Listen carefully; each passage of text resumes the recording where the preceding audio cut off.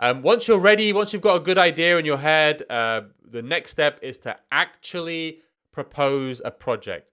Now, how you propose a project in the Carbon Hack 24 is by submitting a GitHub issue template. So it's just this typical template. Type and you submit it for now. Understand it's just draft. It's just draft. Okay, until you register, it won't be submitted fully.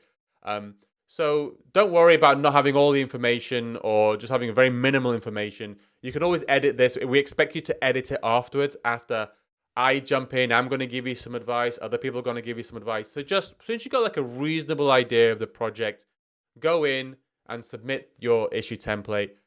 Give it a name. Again, you can change that later. Tell us the type of project that you want to build. This is linked to the prizes. So are you building a plugin for Impact Framework? Are you building what we call a model plugin or plugin? Um, are you enhancing the Impact Framework itself? Which really means, are you going to be making changes to our actual Impact Framework repositories that we own on our organization?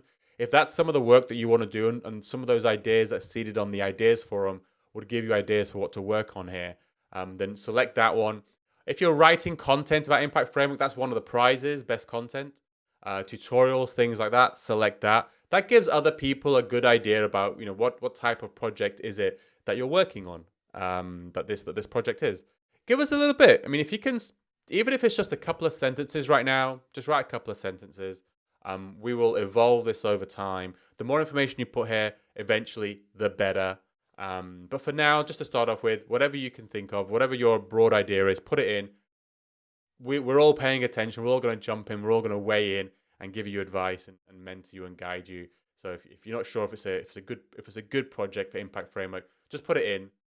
I'll steer you into better if it's something I feel that needs some steering, I'll jump in. I'll give you some steering. You can ignore it. You can still win. It's got no. I'm not even one of the judges, final judges at least. Um, if you're still Impact Framework is very new, measurement's very new. If you've got some questions that you really need to get answered to kind of flesh out your idea a bit more, pop them in here.